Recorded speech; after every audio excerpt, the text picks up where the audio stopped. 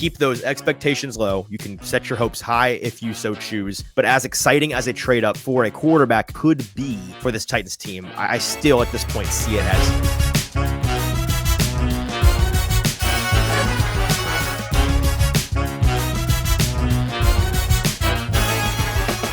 welcome into the Hot Read podcast for Monday, April the 3rd. I'm your host, Easton Freeze, Director of Published Content here at BroadwaySportsMedia.com. We are also brought to you by the 440 Podcast Network. Happy Monday, everybody. A little bit of a different situation for our show today. Just me. Producer JT is on a trip with some family up in New Jersey. He will be back later this week, and him and I will be back and locked in starting Wednesday. From Wednesday all the way through to the NFL draft, which is coming up in just under 3 weeks now. Time is flying by. And with the draft so close at this point to us, and with so much planned for me and our content in this show in the next couple of days, I wanted to take an opportunity today, and I see there are a handful with you, or a handful of you with me live already. I appreciate you all being here. I wanted to take an opportunity to have a more relaxed show, something we don't typically do on this show.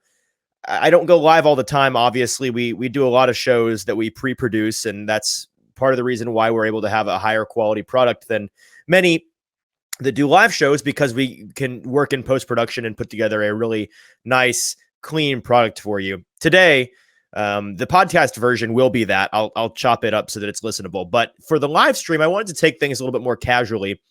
I wanted to chat with you guys about whatever is on your mind, whether it is the latest with the Titans, the latest around the NFL, the latest with the draft, thoughts about the draft now that we're at the 2 weeks and change point, almost 3 weeks point out. For today's show, if you wouldn't mind going over and watching via YouTube so that we can communicate back and forth. Look at that, JT all the way from New Jersey, giving me the thumbs up. Appreciate that. For the rest of you, thank you, Jacob. Thank you, Marcus. We are back. You're not sure what the issue was there. It just, my whole browser just shut down and had to get back in, but I think we're good to go now.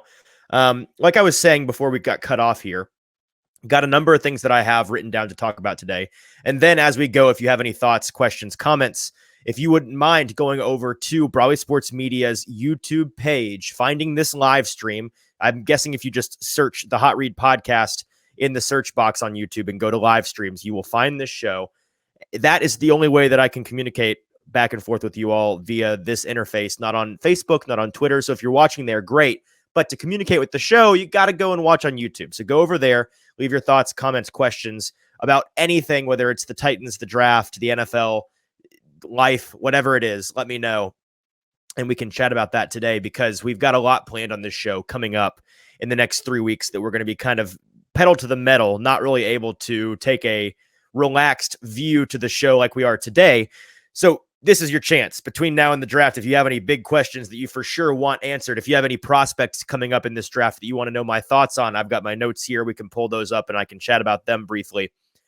Just to give you guys a heads up before we dive into today's topics on what this show is going to look like for the next couple of weeks. We've got a handful of different series that we'll be doing, I think, at least in the 2 weeks before the draft itself. So next week and the following week, we may be doing more than 3 shows a week. We may be going to a show every weekday, because we're going to be doing a lot of pre-recorded content this week and next. JT and I and some special guests we have lined up will be going through our biggest series coming up is the positional top 10 series. So we'll be going through our personal top 10 at each position in this year's NFL draft, discussing, debating, giving you guys a rundown on each of those players, what we love about them, why we like them, and then discussing, whether or not we think they'd be a good fit for the Titans, for example. And then beyond those episodes, we'll be also doing a couple of different themed shows. We've got a couple of ideas for unique and creative ways to talk about this draft class.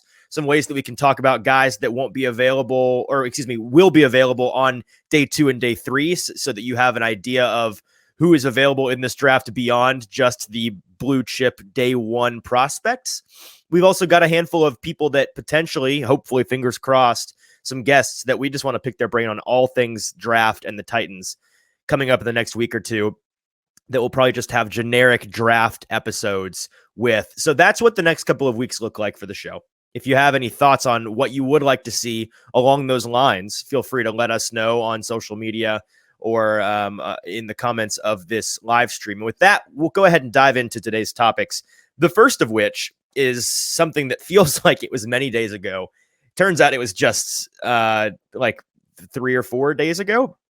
And this was the agent of Titans defensive tackle star Jeffery Simmons. His agent, Paul DeRozelle, put out a video on Twitter on March 31st, this past Friday afternoon at 4:31 p.m. He posted a video that now has 37.2 thousand views, and it is a contract signing hype video is the only way that I can really explain it. It is a picture of the agent, Paul DeRozelle, along with a picture of Jeffery Simmons on the field, side by side, bookending a video of highlights of Jeffery Simmons playing, and the only comment on the tweet is an alarm clock, a clock emoji. And so it sent a lot of Titans fans and the NFL world kind of into a tizzy last Friday.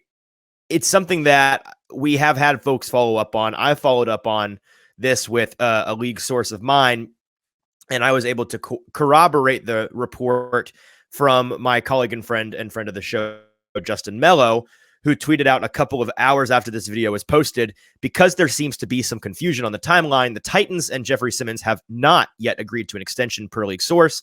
Negotiations remain ongoing. I was able to corroborate that report about an hour after he posted that, saying not only have the Titans not signed Jeffery Simmons to a new deal yet, but there is no reason to believe a deal is imminent anytime soon, per my league source. In my personal opinion, this is not sourced. This is just my read on the situation. As I've said a couple of times in the past month, I wouldn't expect a deal on this until the summertime. I don't think, and there are some things both on and off the record in my communications with folks in the league who I trust that are very close to this situation, that I can't say specifically, but they have informed my opinion. And that opinion is that I don't expect them to get a deal done anytime soon, or at least I don't expect them to be in any rush to get a deal done soon. I don't think that is the way that the Simmons camp is approaching this. I don't think that that's necessarily the way that Ran Carthon and the Titans front office camp is approaching this. I think that they are comfortable with one another, comfortable with where they're at in negotiations, and comfortable that they will get a deal done later in the offseason, but before the camps in July and August roll around and things start to get a little bit hairy with star players that you don't have locked down just yet. Now, many people responded to the reports saying that the Simmons has not been signed, as well as the video itself. Well, if this is not an indication of the Titans being at a deal with Simmons, if it's not an indication of Simmons' camp trying to push the Titans or express frustration with the Titans or whatever it may be, if it's none of those things, what's the point of posting this video? And this is another thing that I can't necessarily say for sure. I can't source my explanation on this. All I can say is, if you're looking for a reason, look at the thread on the original tweet. And that will probably give you an indication as to the reason why it was posted. Now that I've said all that I can say on that topic, and Titanic chimes in, PTSD from last year, wish it would get done before the draft. I expect a trade, unfortunately. Titanic, I totally understand where you and many Titans fans are at right now on the Simmons contract situation. I wholeheartedly believe the things that I have been saying about Simmons, that I'm not concerned about him remaining a Titan. I fully expect them to reach a deal. I expect that deal to come later than sooner. All of that being said, it is eerily similar to what I and others were saying around this same time last year about A.J. Brown. I mean, we had head coach Mike Vrabel going on the Rich Eisen show saying in no uncertain terms, as long as I am the head coach of this football team, A.J. Brown will be a Titan. Then that was expressly disproven on draft night. It was the reason why I'd imagine now you have Vrabel answering questions at the owners' meetings last week in Arizona, for example, about Ryan Tannehill, saying that he hopes he's on the roster, but he's not going to commit to any of these players being on the roster in August when it's just now April. And maybe there's a little bit of learning that went on there. with Vrabel not getting too ahead of himself when ultimately it's not just his decision who is and isn't on the team. In fact, it's primarily the GM's decision. And while now with Ran Carthon and John Robinson out of the building, there's a perception that there's a lot of collaboration going on there, that Mike Vrabel definitely has a bigger say in the personnel situation for this team. It still ultimately is not just his decision. He's got an entire personnel department and a GM that he works alongside who are going to be finding a solution here. Titanic, I disagree with you on the fact that it will be a trade. I don't think that it will be. I don't see a team necessarily as great a fit as the Eagles were for A.J. Brown last year to come and get Jeffery Simmons. I also, and this is something that I've talked about since the day Ran Carthon was actually since the day John Robinson was fired, really, all the way back in November, I've been saying, I think you can think whatever you want on Jeffery Simmons, what he's worth, what a deal for him would or wouldn't look like for the Titans going forward, what a good number would be, what a bad number would be, what his actual market value is. You can think whatever you want on those things. And I don't think any of it matters because I think the new guy, whoever he may be, and it turned out to be Ran Carthon, my take at the time was whoever the new guy may be is not going to be a moron. He's not going to look at the situation that just opened up the position he is now filling, where John Robinson made a bevy of mistakes that ultimately did him in over his last 2-ish years as a member of the Titans organization. But ultimately, and most importantly, one could argue, the public perception is that this guy, John Robinson, the final nail in his coffin was trading away the best receiver that the Titans franchise arguably has ever seen in last year's draft. And that was the thing that right before he got fired, the week that he got fired was the week immediately after the Titans traveled to Philadelphia and got they got their teeth kicked in large part by A.J. Brown himself, who had a fantastic day, over 100 receiving yards and I think 2 touchdowns. Just an embarrassing, painful situation for the Titans and for Titans fans. That's not going to be a situation that the new guy comes in and decides, yeah, I'm going to replicate that pretty much exactly by taking the other guy that turned out to be a star from that same 2019 draft class and immediately with my first big decision, putting him on the trade block and getting him out of town. That's not the way that this new guy is going to come in and earn the trust of the organization and maybe more importantly, earn the trust and the backing of his new fan base. So I think that there is, no matter what the number ends up being, and no matter it 3 years from now ending up being a win or a loss for the Titans in terms of the contract, I just think they're going to get it done because it's one of those things that it's not about whether it's the right move or not from a black and white pen and paper standpoint, but is it the right move for a brand new GM coming in on the heels of a former GM who is only a former GM in the eyes of many in the public because of his inability to retain the other star player on this team. I don't think that this is going to be a situation where Rand pulls that trigger. Jacob Sane says the agent tweeted at me and said he muted replies because he was getting cursed out, LOL, and his daughter was about to go off on some people. That's interesting. I've interacted with Paul on Twitter as well. Jacob, he seems to be one of the most open to engaging with the public agents in the league. And hey, I respect that. I love the more accessibility and transparency, the better. And that was another thing that I think people saw as kind of confusing when he ended up muting the replies on that tweet. But it sounds like it was for unrelated reasons. Titanic replies, wouldn't it be cheaper to get it done now? Makes no sense to wait until August when he will probably hold out and be a distraction. So Titanic, from the Titans' perspective, yeah, absolutely, it would be smarter. Every day that passes, arguably, it's reasonable to assume, we don't know this for sure, but it's reasonable to assume that with every passing day, the price tag on Jeffery Simmons goes up, because with every passing day, we're going to see more and more deals made in this defensive tackle, defensive front market that continue to increase the overall market for Jeffery Simmons. Him and his camp are interested in getting a market-setting deal. Now, that's with an asterisk because Aaron Donald has set the market at roughly $5 million, at least more than any other team is willing to spend on any other defender. He's one of one. We understand that. But besides Aaron Donald's albatross of a contract, Simmons expects to set the market for everybody else. And because this negotiation, like all negotiations, is a two-way street, it doesn't matter what the Titans want. Ultimately, it matters what they can get the other side to agree to. And I am very, very confident in saying that the Simmons camp is expressly in no rush. They are not looking to sign a deal because of the exact same sign a deal right now because of the exact same reason the Titans are interested in signing a deal right now. They are interested in getting the most money possible. So, and they know that that number is likely to increase if they wait and get a deal done in the summer. So they are likely telling the Titans, we're in no rush. Y'all worry about the draft. You guys worry about the rest of your free agency, blah, blah, blah. We'll talk to y'all after the draft. We'll talk to you in June. We'll talk to you in July. Now, will that potentially become a distraction in August, Titanic? Yeah, absolutely. If he is still unsigned and we start getting into more and more of the involvement in camp, then yeah, it's gonna be a problem. But that's something that we're gonna have to cross that bridge when we get there, because I'm sure the Titans aren't interested in doing that. I can say anecdotally I've spoken with Jeffery Simmons a decent amount, and I feel like I have an understanding of him and his priorities from speaking to him.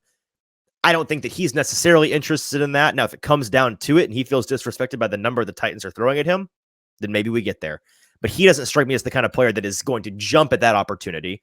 And there's no telling what his team is interested in, because it's a relatively new team. And I don't know anything about this agent based on his track record, besides any interaction that I've had with him and seeing what he is about on Twitter. The Sobros Network, who I'm assuming this is Stoney, but if it's not, hello to whoever else is over there running the Sobros Network YouTube account, asks, is Simmons a potential bargaining chip and a potential move up to 3 with triple eyeball emojis? Yeah, absolutely he is. Would the Cardinals be interested in getting him with that new defensive head coach? Yeah, I wouldn't doubt at all that they would be interested in getting him in a potential trade up to 3.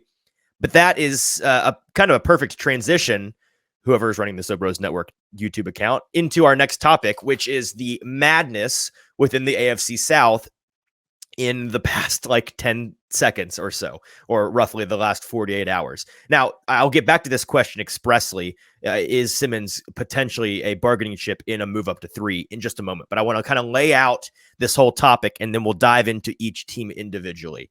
I tweeted this out earlier today as an aggregation of all of the major reports we've seen in the past, again, 48-ish hours, maybe a bit more than that. But since this past weekend, hey, Stoney, what's going on, man?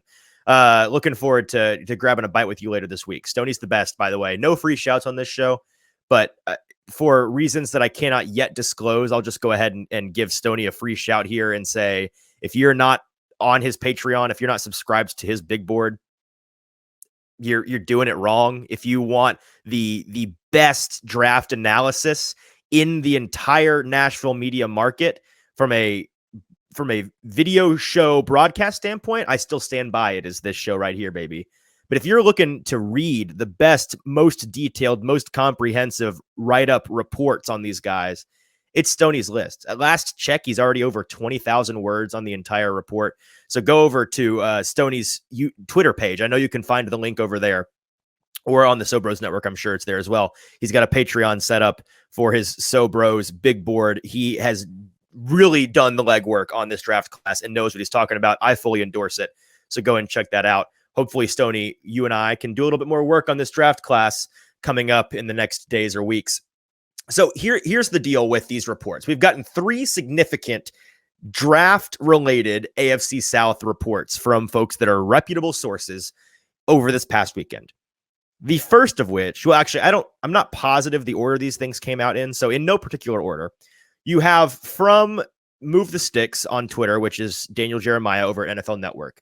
He reported, I believe, on the Move the Sticks podcast last week that the Titans, based on his sources and buzz around the league, they are among the teams, I believe it was the Titans and the Raiders that were mentioned by name. They were among the teams most seriously exploring trading up to that 3rd overall draft pick with the Cardinals.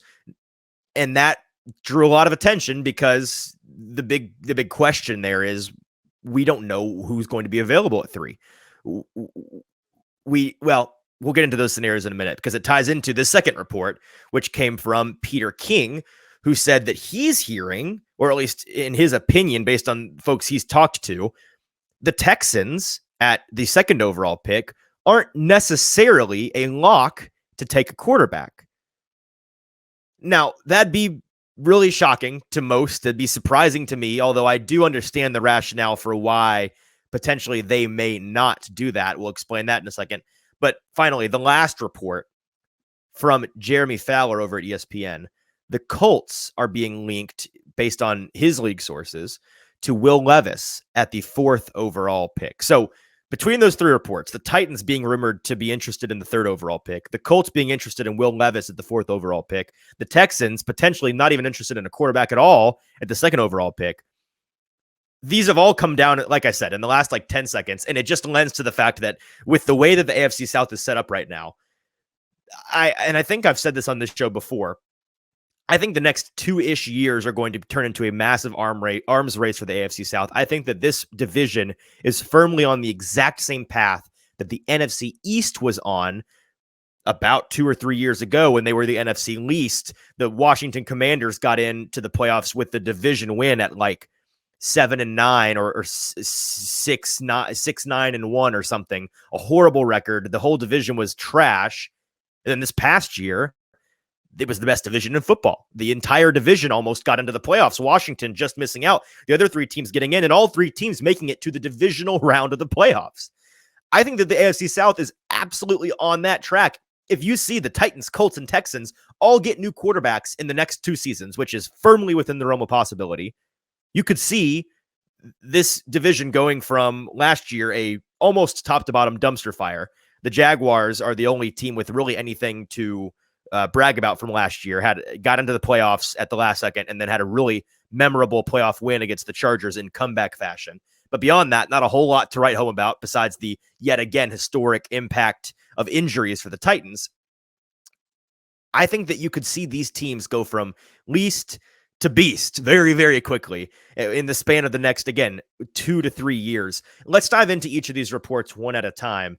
Just to check our comments here. And by the way, little midway show reminder, if you are not watching the show on YouTube over at Broadway Sports Media's YouTube page and commenting on the comment section of that live stream, then you're missing out on the conversation. Would love to chat with you all today.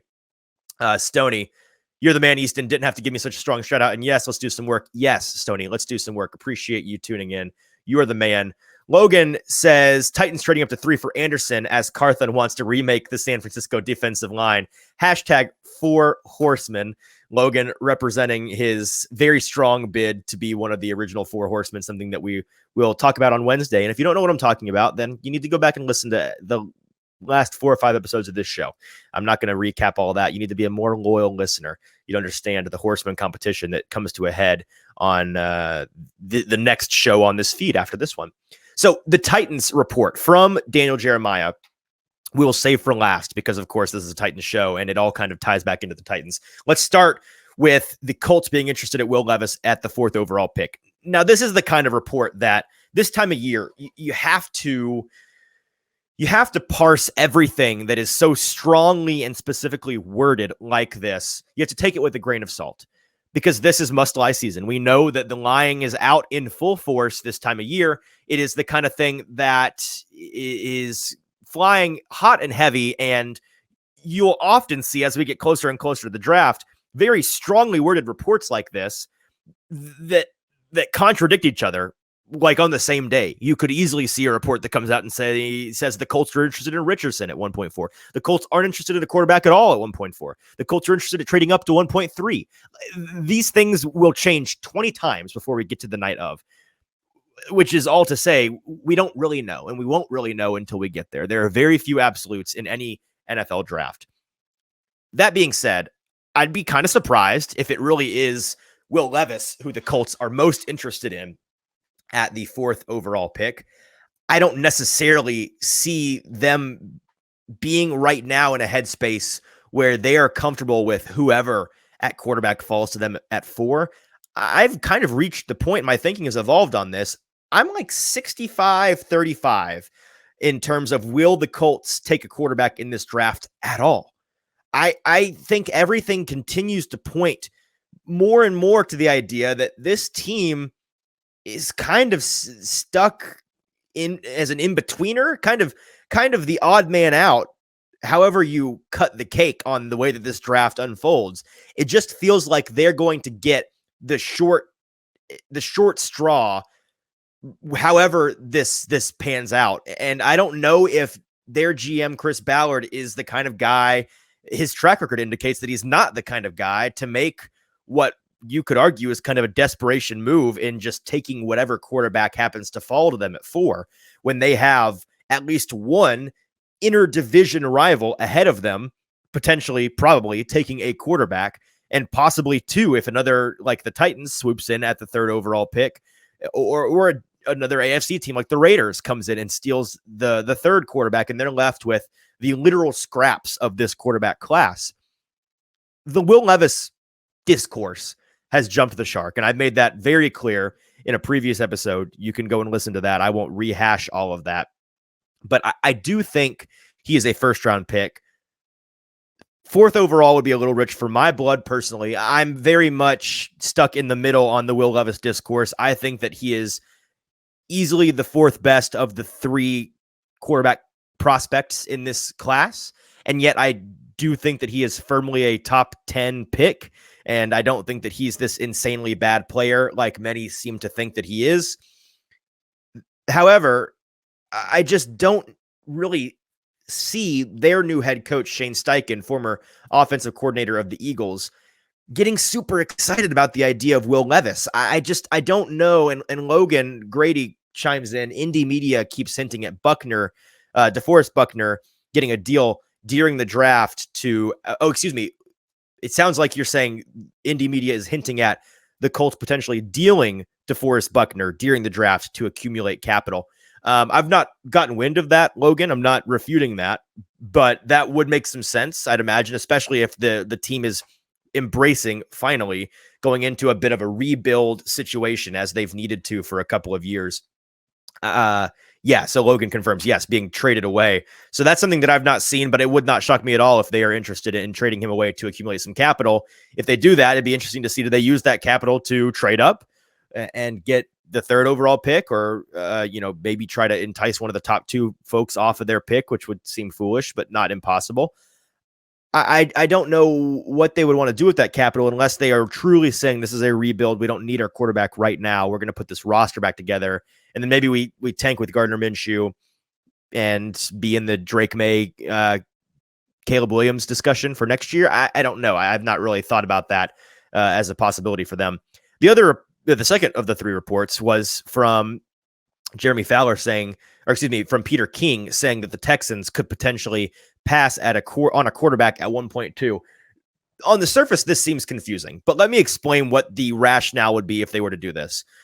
I've seen many folks talk about this report on Twitter as this would be insane. You'd immediately have to say that this front office and head coach pairing doesn't work. You're going to have to go back to the drawing board, all these things.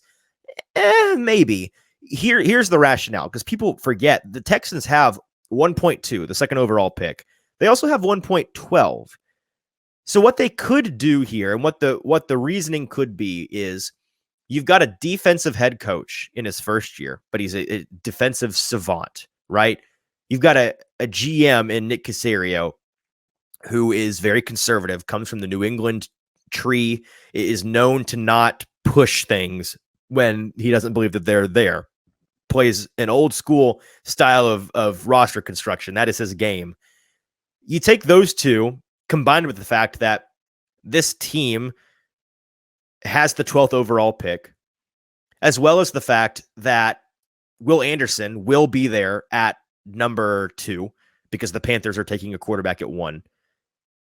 You could reasonably see the Texans deciding, let's take Will Anderson at the 2nd overall pick because we think he's the safest pick in this draft. Heck, we may think he's the best player available in this draft. Some folks have him number 1 on their big boards. Let's take him. He can be very good for a very long time and be a staple of our team. You know, from a roster building standpoint, having guys, quarterback or non-quarterback, that are cornerstone foundational pieces of your roster is a very underrated element of roster construction. It's very, very important. So that could make some sense. And then, hey, you know what? Maybe we have a guy that we love in this quarterback class, but it's just one guy. And then the other three, we could take him or leave him. We can't take him or leave him. We don't have any one ranked above the other in a significant way. Or maybe they look at this entire quarterback class and say, we see a significant flaw or two for each of these quarterbacks, all four of them. We don't love any of them. We like all of them. So maybe they say, let's take Will Anderson at 2. And then we can consider using that 12th overall pick, as well as the fact they have 12 total picks last I checked in the chamber here that they've got locked and loaded that they can use to trade back up. So between those 10 other picks behind their 2 first-round picks, in addition to their second first-round pick, which is the 12th overall, they could relatively easily make a deal if they were wanting to go in on 2 blue-chip players. Let's get the second and the third pick. Let's trade with the Cardinals and go back up, and we will maybe be the first team with consecutive picks in the top 5. But hey, we're uniquely positioned to do it. Let's do it. Let's go get our quarterback and a stud defender. Or hey, maybe the Colts aren't in on a quarterback at all. Maybe we go to 4, or maybe the Colts want 3 and we go to 4. There's a lot of options here for them. And while I do think it is much more likely than not that they don't let Stroud or Young pass them up, I do think there's a chance. And I do think when you try to put yourself in the minds of the GM and the head coach down there in Houston, it could make some sense. Now, whether you disagree, I can see you firmly disagreeing with this. I would disagree with that decision, but I can understand it from their perspective, and it wouldn't shock me entirely if they ended up doing it.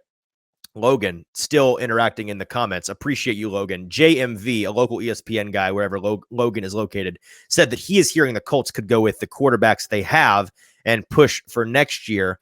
And follows that up by saying, my worry is the next QB class is always better. Yeah, there's certainly an element of that, Logan. That always seems to be the case. A year out from any given quarterback class, they're hyped up usually as better. There are some exceptions like last year's class of Kenny Pickett and Malik Willis, but most of the time it's always looking ahead. And so, just making sure I'm getting all these comments here. Jacob saying that the Bama linebacker. Jacob saying a Bama linebacker drafting a Bama linebacker. Yes, that is what that would be. And would it shock you? Wouldn't shock me. It'd surprise me, but it would not shock me. Let's move on to the last report here, the Titans report. And then I have some thoughts on this. So the Titans were reported by Move the Sticks, and I believe corroborated by A to Z Sports Nashville here. A friend of the show, Buck Rising, wrote something on it last night I saw. And I'm going to pull up the exact quote here from Daniel Jeremiah. Here was his quote from the Move the Sticks podcast last week on the Titans being interested in the 3rd overall pick. He said, quote, "Can I give you the team that I've been told to keep an eye on that's exploring this and looking into this?" Again, this is just people around the league who said, do not sleep on numero 11, the Tennessee Titans. The 2 teams to keep an eye on with trade-ups for the 3rd overall pick were the Raiders and the Titans. And yes, it says here in the article that A to Z Sports was able to confirm that the Titans portion of this report. So we've got multiple reputable sources here saying the Titans have expressed interest in the 3rd overall pick. What can that mean? It can mean a lot of things. And here were my thoughts that I detailed in a tweet earlier today, but I'll just run them down one more time here. I think it is absolutely fair and reasonable for fans, especially fans that want a new quarterback in Tennessee, to be excited by this report that the Titans are exploring trading up. But I think that folks need to understand that it's just as likely, arguably more likely, that this smoke is merely that, just smoke. When you hear something this time of year, and this is the point that all of the things we talked about today all kind of come back to. When you hear something this time of year, it's because someone wants you to hear it. So whenever you get word of a report, your first internal mental gymnastics should be, okay, I'm hearing this. Why am I hearing it? Who is it that's likely to want me to hear this? And why are they wanting me to hear this? So the question is, who wants me to know? Why do they want me to know? When we break that down for this report, it's certainly possible that Rand Carthen and Mike Vrabel really do want to move up or really are interested in, depending on how the first 2 cookies crumble in the draft, really are interested in moving up. I think that is on the board. It's been on the board. But it's also just as possible, arguably more possible, that they're simply doing their due diligence, preparing for every potential scenario. There's a decent chance that, I mean, listen, you have to consider, what are the odds here? Okay, what are the odds that the perceived top two quarterbacks in this draft, CJ Stroud and Bryce Young, what are the odds one of those guys falls? Well, now that we've got reports that the Texans aren't necessarily interested in a quarterback at all at 2, as well as reports since the Panthers traded up that they may be interested in Richardson. We don't know. There's been some rumors on that. I don't think either of those things are likely, but they're within the realm of possibility. I'd say that there's a 5, 10, 15, maybe even % chance that one of those two guys gets to the 3rd overall pick. And maybe the Titans are saying, well, shoot, if one of those guys is available at 3, we need to be prepared to potentially pull the trigger to go up to 3 to get them. And we don't think that they will be, and we don't think that we're going to move up. But if they are, if we get to that point and the Cardinals are on the clock at 3 and you've got Stroud and or Young available, we need to be prepared with a package that we know could get us up to 12. Now, the price of, or it could get us up to 3. Now, the price of the 3rd overall pick is almost certain to change depending on who is available at 3. And that's the reason why I don't expect the Cardinals or anybody else to make a deal for that pick, to trade up to the 3rd overall pick and let the Cardinals trade down until we get to the draft, because I think that the value of that pick very much hinges on who is there. But again, if it's a possibility, the Titans should be, and it sounds like they are, at the very least, doing their due diligence on figuring out, okay, well, if this happens, are we prepared to go up there and take advantage of the situation?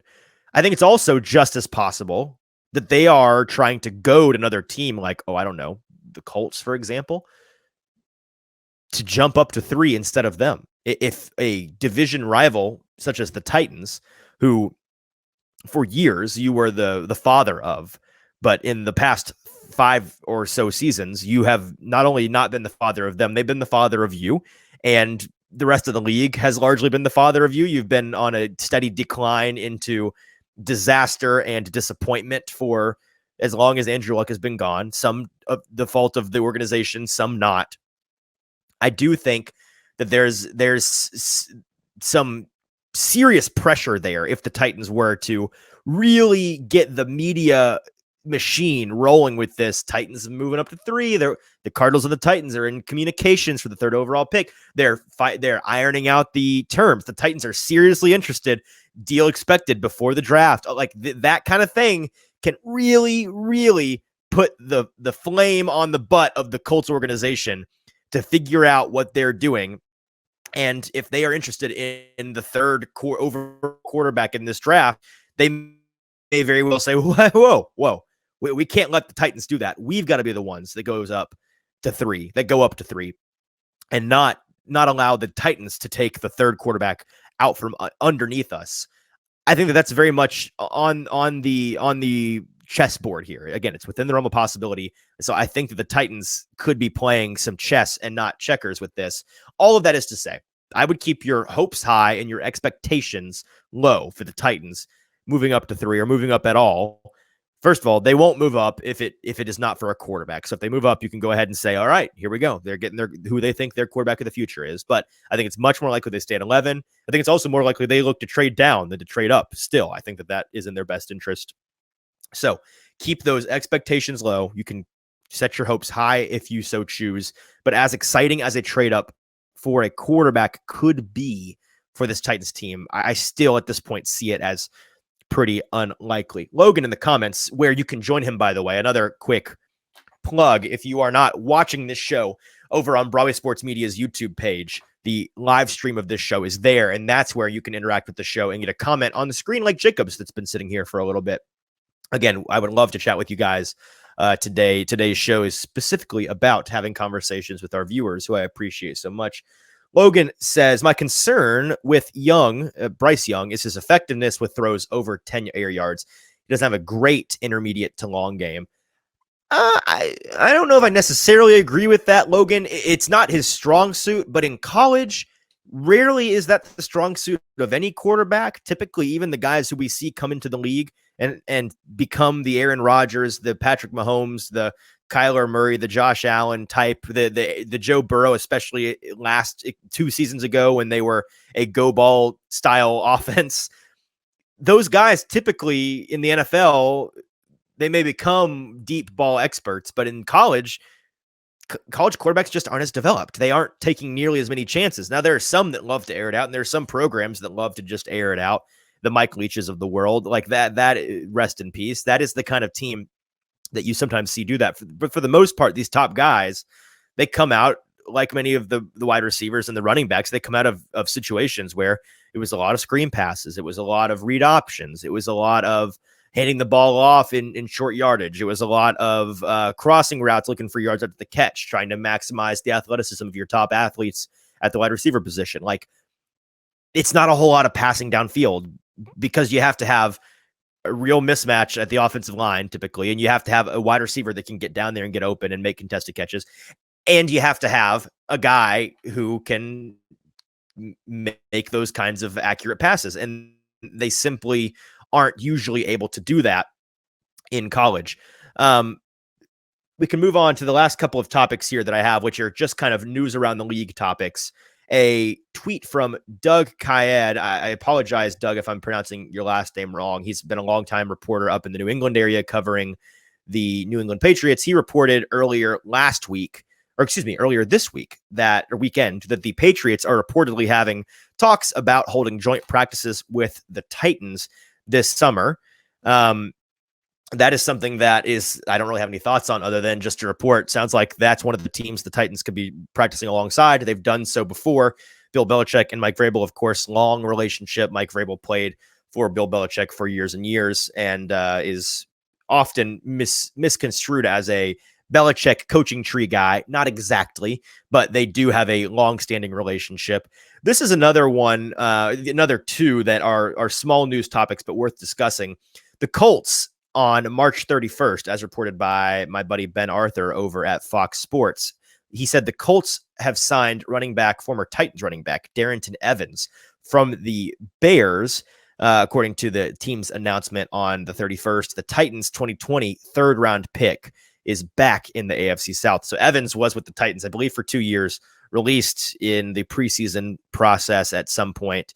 I think it was during the preseason, and was dealt with a number of injuries in his time with Tennessee. Really, that's what derailed his time with the Titans and derailed his career for the most part. Went to Chicago, didn't do much of anything there.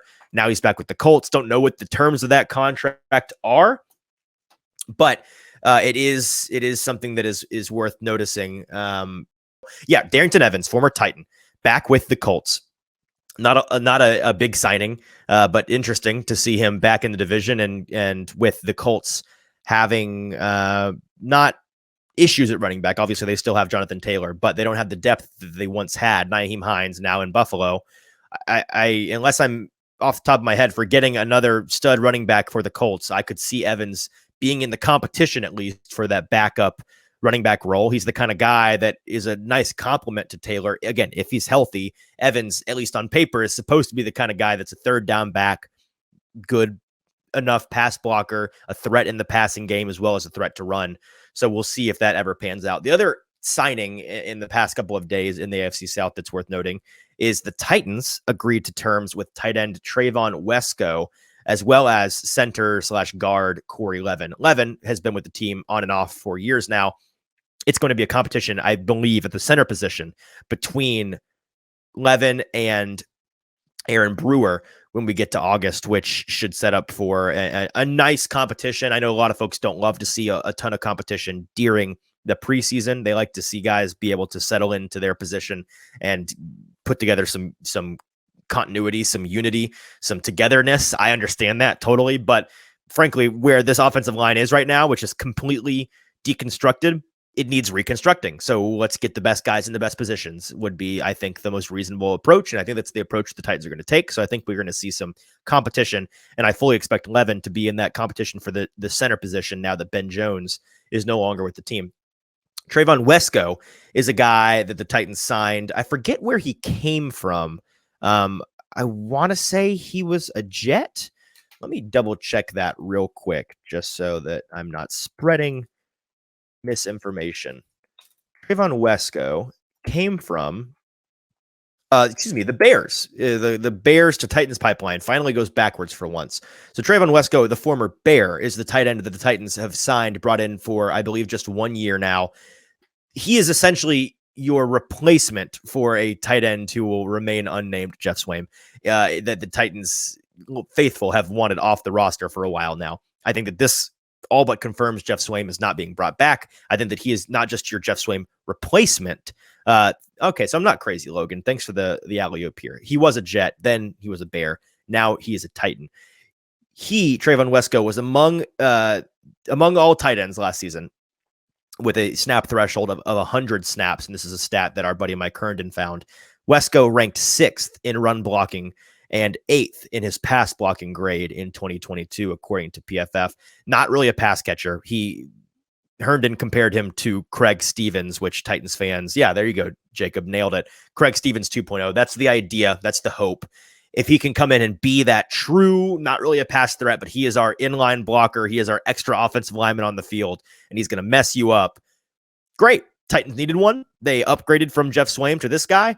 Wesco, I think Titans fans should be really happy about, because not only does he mean the end of Jeff Swaim, I would imagine, but I think it also means an increased ability to have a jumbo package in there that is just a road grading, mauling, run blocking package, or have a jumbo-ish package in there that is able to be a max protect group and put the best pocket around Ryan Tannehill or whoever the quarterback ends up being next season, which of course Titans fans know Titans could really use. The last thing I want to talk about today that I have written down, and then if we can continue to chat if folks have any questions, comments, we can continue to do that.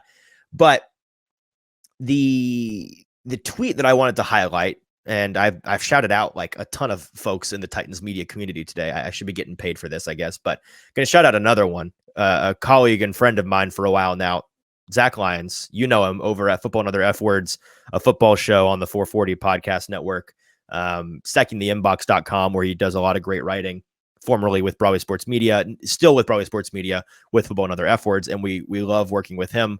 He tweeted this out over the weekend, and I thought it was worth bringing up because I thought it was a really, really intelligent, not observation, but connection that he's made here.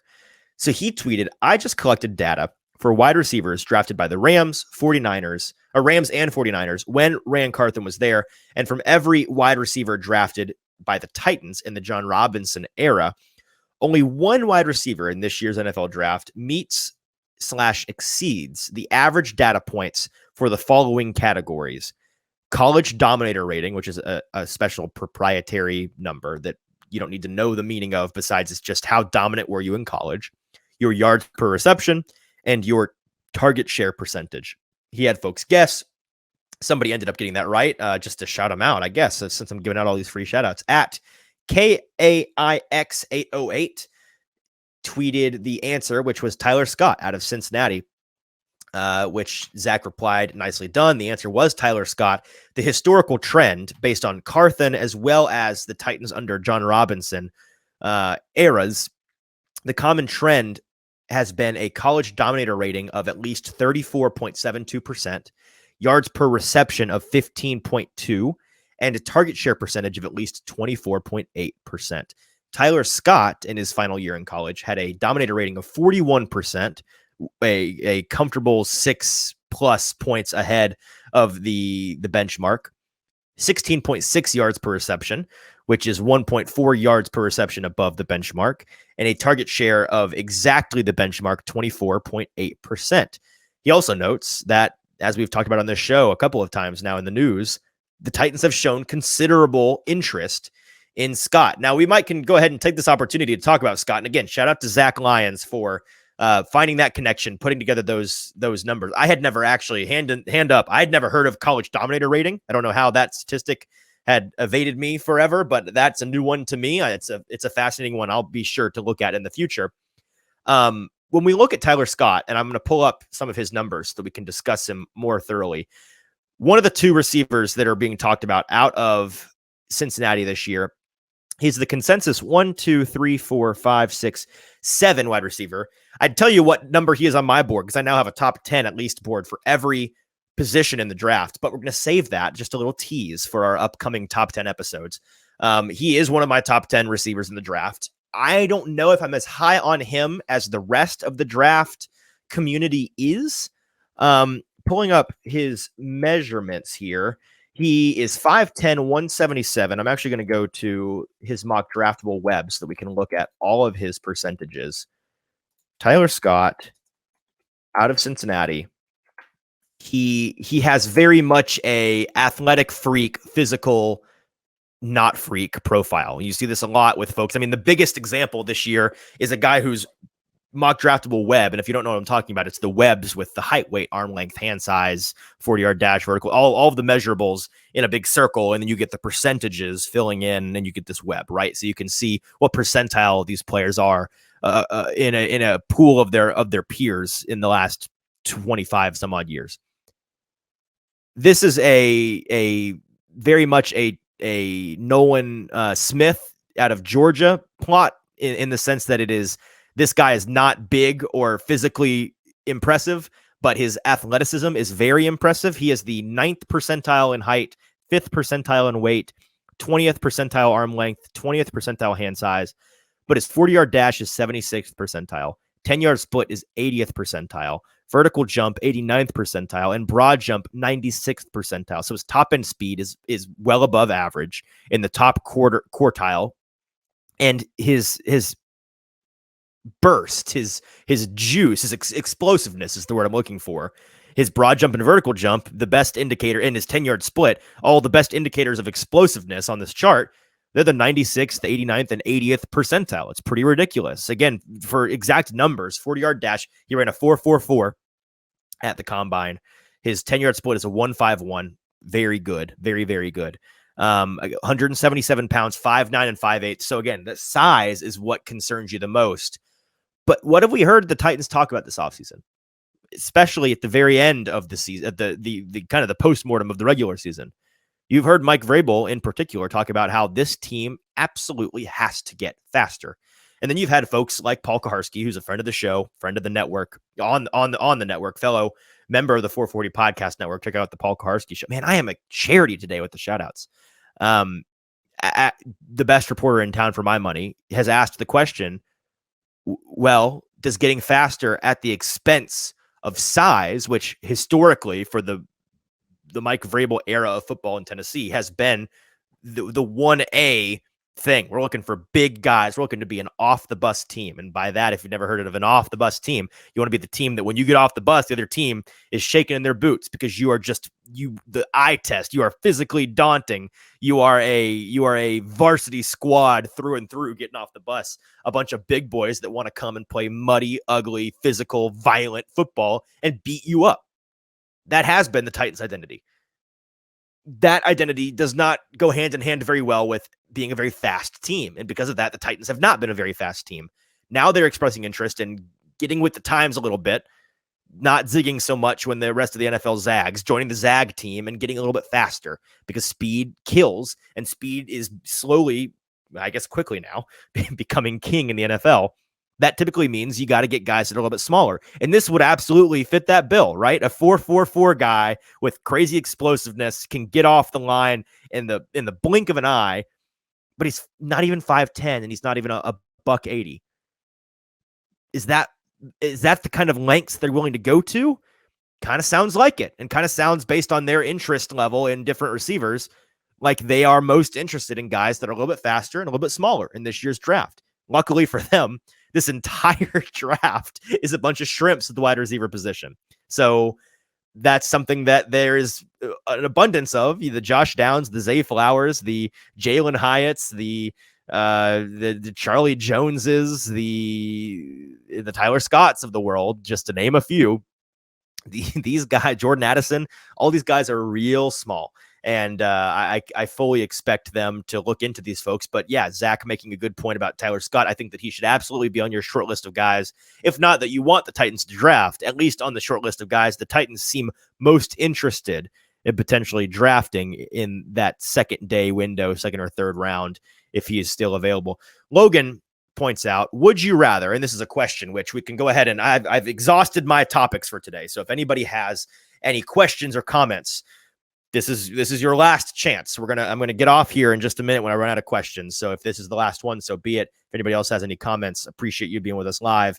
Make sure to go over to Broadway Sports Media's YouTube page, leave the comment there, and we can chat about it. Logan says, would you rather trade up from second pick to get both OSU tackles, or drop back from 11 and get both Oklahoma offensive linemen?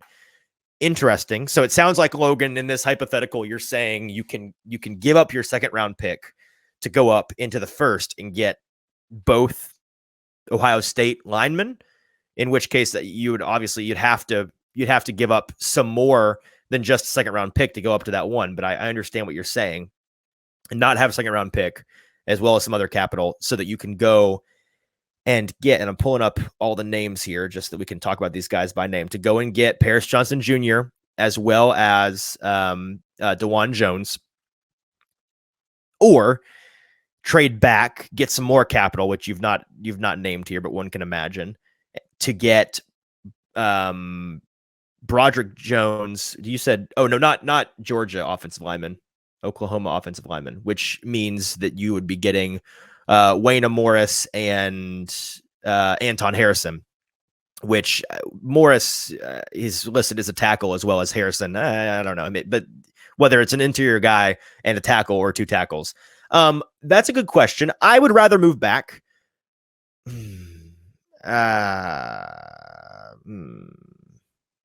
The second I said it, now I'm not sure. Generally speaking, Logan, I would move back because I want this team to trade back, because I think that they need more swings of the bat. But this is you put me in a tough situation here, because I am pretty on par with the consensus on the Ohio State guys for Paris Johnson Jr. and DeJuan Jones. I think that they are appropriately ranked as the 10th and 39th overall consensus guys. I am lower than most on the Oklahoma guys. Harrison is ranked 31st overall. I wouldn't take him in the first round. I think that he's a beginning of the second round guy. Personally, I just don't think that he's going to be a stud tackle in the NFL. I think that he'd be maybe the best budget tackle in this draft class if you could get him at the top of the second. And then Wayne Morris, I'll be honest, I've not done a ton of tape study on him. All of my analysis on him has been listening to folks who I trust and looking at his numbers. I'm not crazy on him. He's the 117th overall prospect, so you could theoretically get him in the third round. If that's what it means, that they can draft somebody in between those two guys, then maybe. But I'm not crazy about him in terms of the guys that would be available in that same area. I'd rather have a Tyler Steen or a Blake Freeland or a Jalen Duncan out of Maryland, or a Matthew Bergeron out of. I'm looking at the whole list. Like, I'd rather have all those guys than Wayne Morris. I'm not crazy about him in particular. Logan says, right, lose capital to gain Jones, or gain capital to get both Oklahoma guys is the gist. And yes, like Sobros Network, Stoney points out, Logan is dropping puzzles in the chat today. Agreed, Logan. So in this one, I would actually say trade up, although my general philosophy dictates trade down. I just really don't like the Oklahoma options in this year's draft. Stoney says, Easton, we need some hair tips. The flow is looking locked in today. Thank you very much, Stoney. I actually changed my hairstyles in like December. My wife, and you know how this goes, the old ball and chain, decided that I needed a change up. I fought her on it for about a month and then caved and changed it up. She ended up being right. I like it different. It's a nice change of pace, maybe a little summer look. Maybe I'll go back to the longer look in the winter. My hair tips are, don't be afraid of using product, and don't be afraid of a hair dryer, fellas. Boys can use hair dryers too. It's not girly to use a hair dryer. Make that thing look good. Who cares if you have to use a little hot air to style it up a little bit? A comb and a hair dryer never hurt anybody. Those are my only tips that I have for you there. Jacob says, can't wait for the top 10 kickers in the draft episode. Also, did JT get scared off for good because you didn't value him? No. First of all, funny, we're not doing a top 10 kickers episode. We're not doing special teams, guys. We will do all 11 main positions. We will do quarterback, running back, wide receiver, tight end, tackles, interior offensive linemen, D tackles, edge players, linebackers, cornerbacks, safeties. Whether those are individual episodes or not, we don't know yet, but we will do a top 10 on each of those positions. Logan is heading out. Appreciate you I'll check my DMs, Logan. Appreciate you being here with us today. Jacob, did JT get scared off for good because I did not value him? No, he did not. I forget what he's in New Jersey for today. I think it has something to do with his grandfather, who happens to be a New Jersey high school basketball coaching legend. I think that they're honoring him at his school. If I'm not totally messing that up, JT, sorry if I am, but I think that's what he's doing. So he's on a little bit of a family trip this weekend. Told him I would be able to handle today because him and I are going to be locked in for the next 21 some odd days before the draft. So yeah, that's where he's at. And I think that's where we're at today. We're at an hour 12, and this has been a all over the place episode, but that's what we said it was going to be. So unless anybody has any last minute questions to throw into the chat, I think we'll be calling it there. Just again, to give you guys a heads up, we've got top 10s on each position in the draft coming up. We've got at least 3 or 4 different special guests that we have in the next 2 weeks. I mean, folks, I think that I'll tell you exactly how many days away we are from the draft. We are, excluding today, 1, 2, 3, 4, 5, 6, 7, 8, 9, 10, 11, 12, 13, 14, 15, 16, 17, 18, 19, 20, 21, 22, 23, 24. We are 24 days away. So 3 weeks and some change. I kept saying 2 weeks and some change. Maybe my anxiety got the best of me. It's 3 weeks and some change. Thank you to Stoney for hanging out with us. It was fun. It was very fun having you in here, Stoney. Appreciate you. Talk to you later this week. I'll talk to the rest of you guys later this week, where on Wednesday, don't know whether we'll be doing a top 10 episode yet on positions. We probably will be. So be ready for your first top 10 episode on positional guys for Wednesday's episode. And then be ready for some special guests coming up, some special formats of the show. Again, I don't want to give away too much. We've got a couple of different ideas for shows where we can dig into some later round prospects. A lot of awesome, exciting stuff. We've also gotten an announcement on the horizon for what our draft night situation is going to be. If those of you that were with us last year at this time, you know that we did a big live stream the first 2 nights for the first 3 rounds on Friday and Saturday, or excuse me, on Thursday and Friday. No, wait. Yes, Thursday and Friday night. I've thrown myself off there. Thursday and Friday night, we'll be doing a round 1 and then a round 2 and 3 live stream, maybe beyond that. But that's all that's locked in. We've got some special guests. It's going to be a joint collaboration with a handful of the very best local draft analysts. So we'll announce that when we can announce it, ironing out some details on that this week, but it's going to be bigger and better than anything we've done before on this show with the Broadway Sports Media and 440 Podcast Network. And we're super, super excited about it. So make sure to tune in for the next couple of episodes, because we'll eventually be announcing what that's going to look like. Until then, I've been your host, Easton Freeze. Thanks so much for hanging out with me today. Producer JT will be back on Wednesday. We will be back on Wednesday. We'll talk to you first thing Wednesday morning. Until then, this has been the Hot Read Podcast. Have a great couple days.